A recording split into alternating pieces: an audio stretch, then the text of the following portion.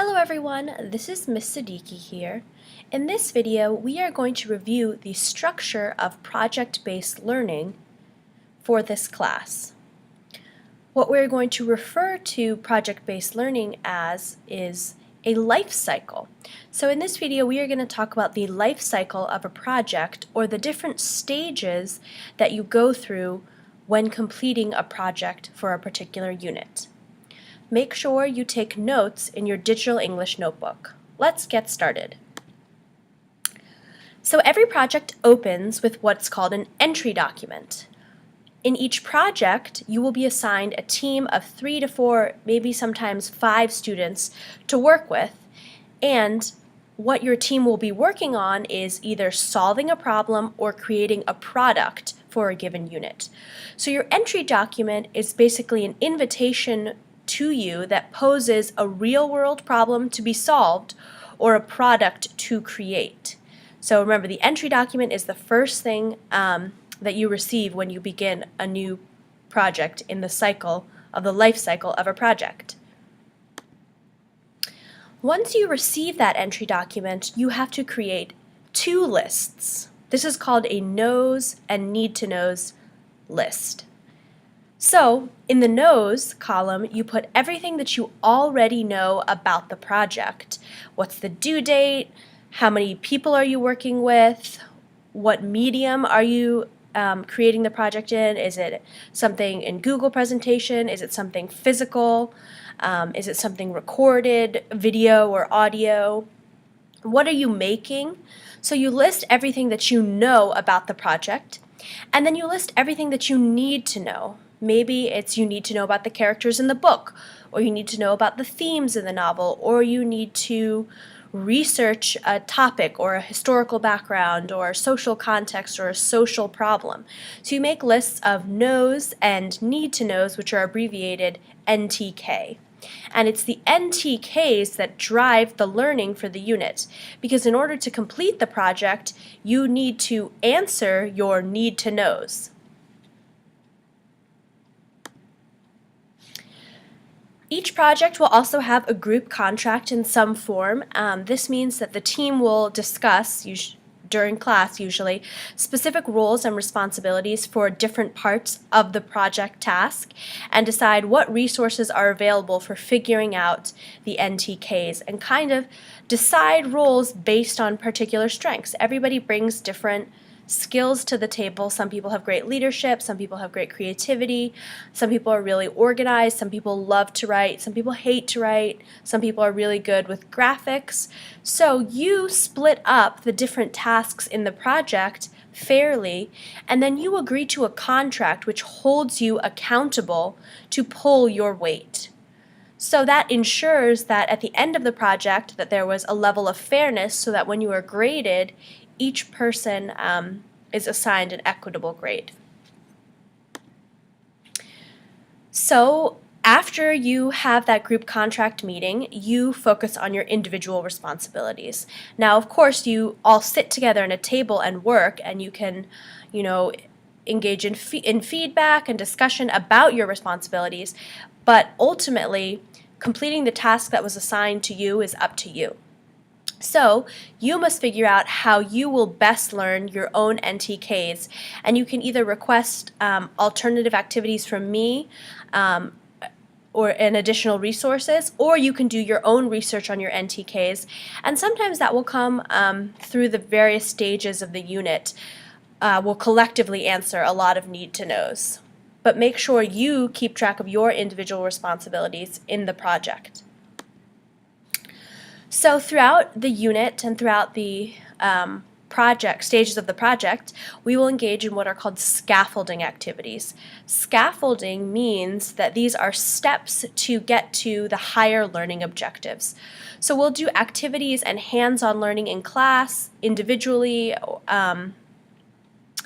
or in small groups that help you answer the NTK. So this could be a discussion, this could be an exercise, this could be a web quest, and you will also watch flip videos that I make that help you to answer the NTKs. You will also participate in workshops, which are small learning group activities.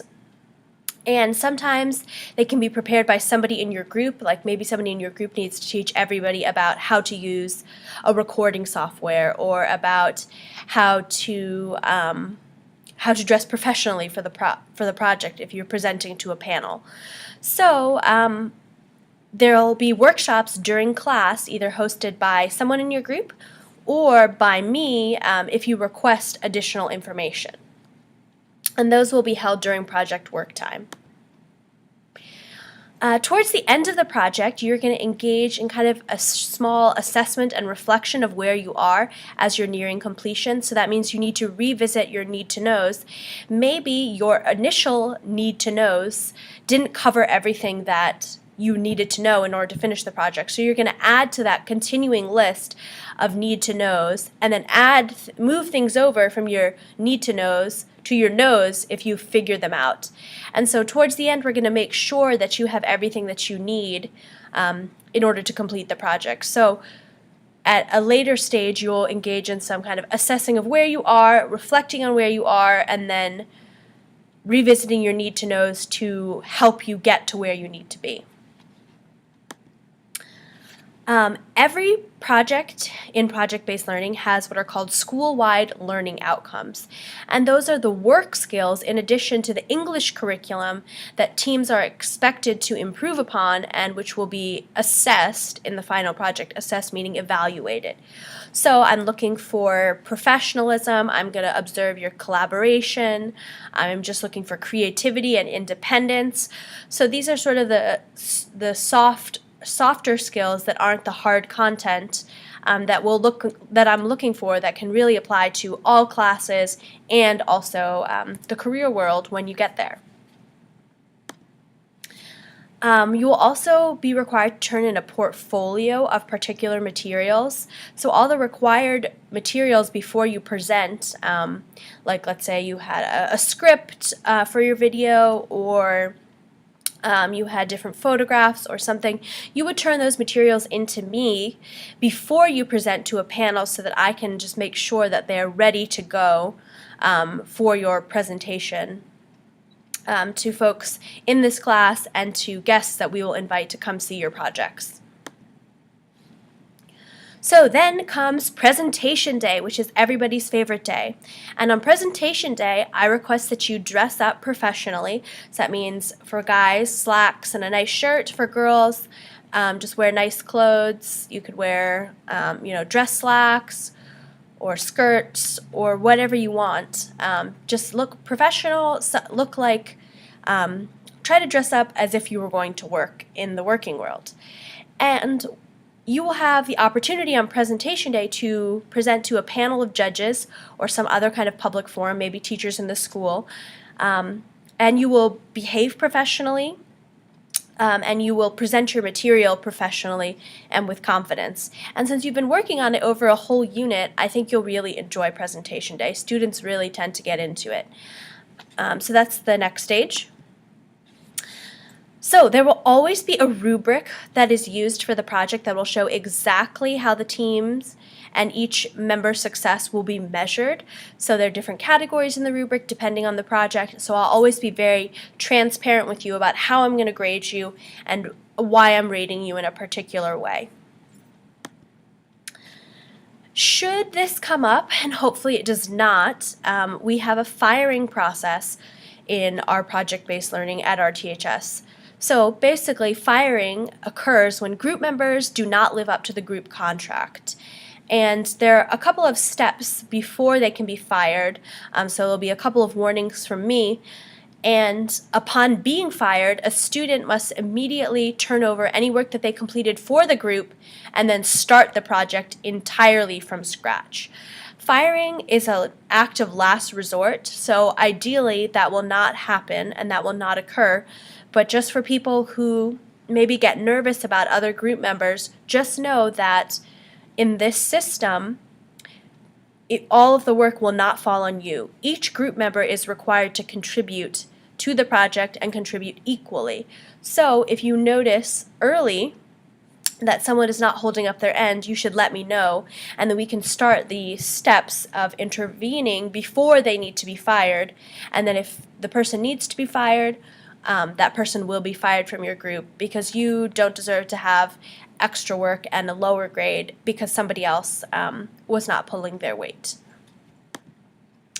And then at the end of each unit, there is a reflection on the project.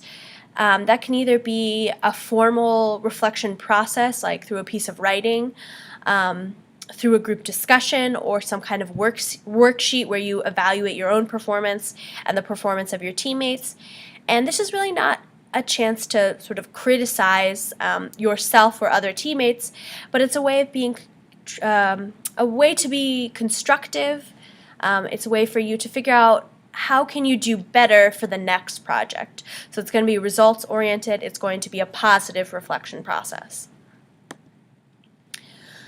So during each project, it is ideal that you acquire particular skills, and broadly the skills are skills related to reading, to writing, presentation skills, listening skills, literary analysis skills, creativity, those soft work skills we were talking about, critical thinking, and collaboration skills. So keep in mind that while the project is interesting and fun and you get to explore, that you are trying to achieve and acquire particular skills as you move forward in the project.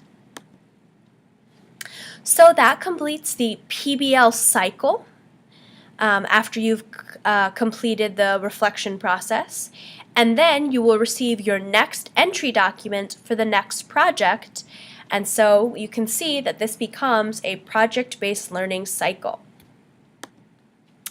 Thanks for watching.